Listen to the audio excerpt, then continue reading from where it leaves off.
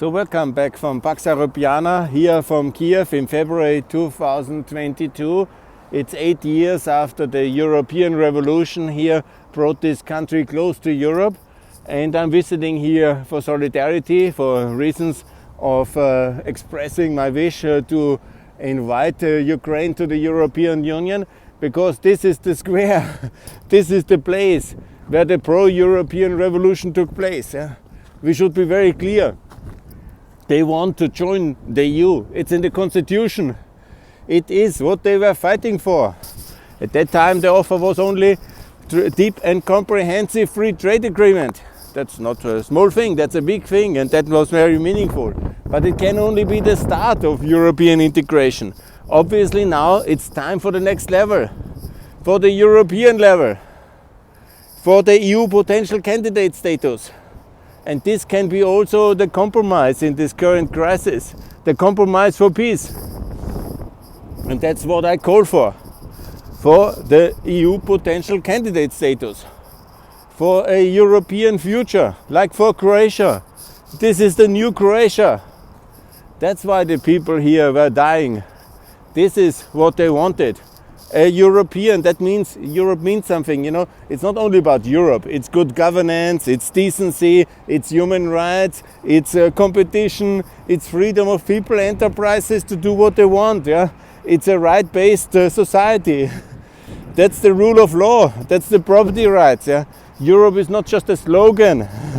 Europe is something real, which is meaningful, which is what we are built on, the fundament of our values. It's the contrary to the Russian autocracy, and that's what the people here wanted. And that's what is their dream since generations. They just live very close to Russia, so they were under this easy suppressed kind of closeness. Yeah? But it's not that they wanted ever to belong there. And they showed it on several occasions, every time they could. And this time Europe should be united and strong enough to fulfill their wishes. It's not, we cannot easily give it up and, you know, say, oh no. No, European Union future, membership.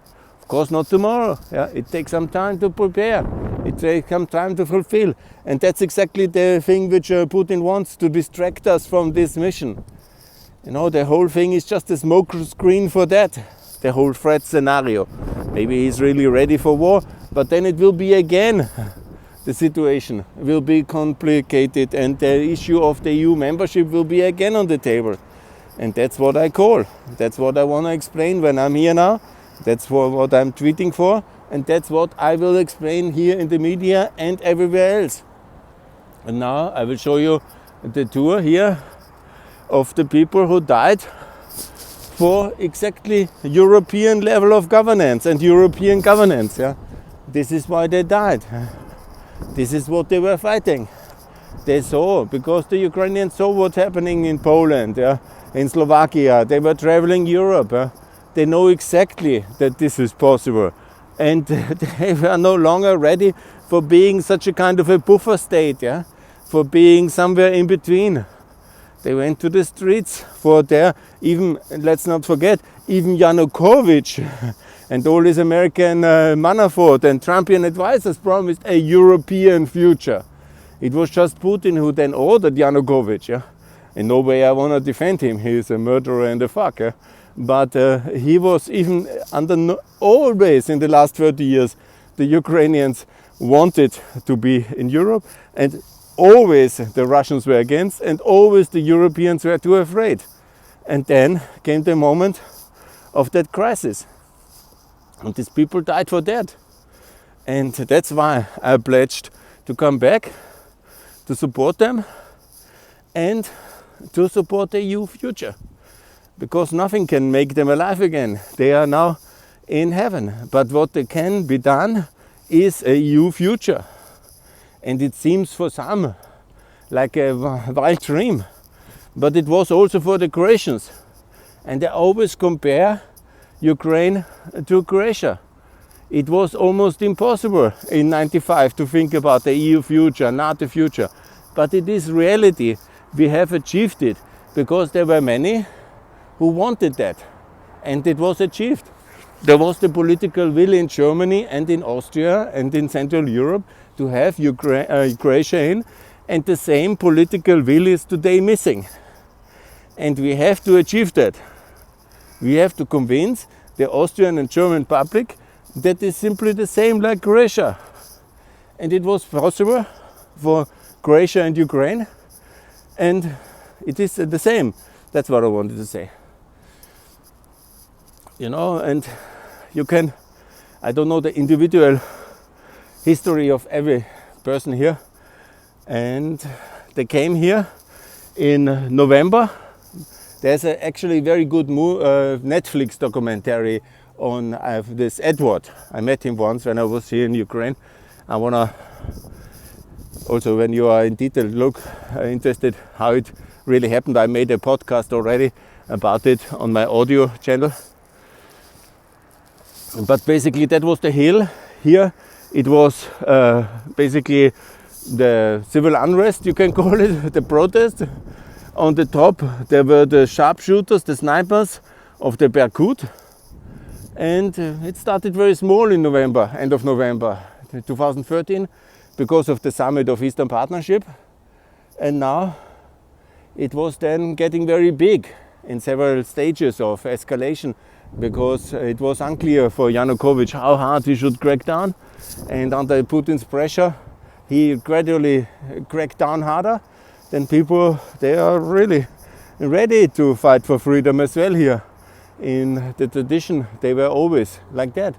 And then they started. And then it escalated into the tragic day on the 21st of February in 2014, when the full-scale escalation happened. And they were shooting the people from the rooftops up there, the sharpshooters, and they were shooting down. And that's why so many people died. Of course, it was a military operation under the order of the Russian Secret Service. Yeah? But of course, that was the moment when everything escalated, and then Yanukovych understood that killing so many people will not endear him very much. And so he fled. Actually, I think he fled against the orders of Putin. So the whole system of Yanukovych broke down. He was the long-term agent of Russian interest in Ukraine already, and he saw no future for him. He preferred comfortable retirement in some dacha in Russia. That's where he is now. And so we are exactly in that situation. And since then, the Russian propaganda machine has worked against the Maidan, claiming all the bad things. But it's not true. This is a pro-European civil movement. And they are good people. And they are Europeans.